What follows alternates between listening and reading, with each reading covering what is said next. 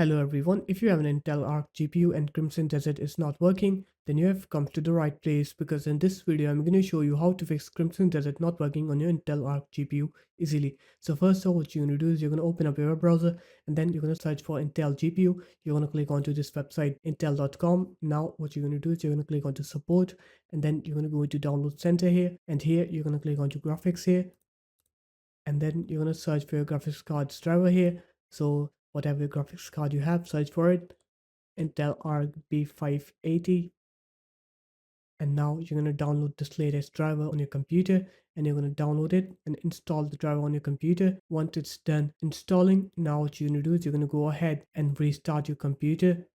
So just restart your computer now, and once you're done with the restart, now when you try to play Crimson Desert, you'll see that the game will now work. So there it is guys, that's how easy it was. If you guys found this video helpful, make sure to leave a like, comment and subscribe to the channel, and I'll see you in my next video. Peace.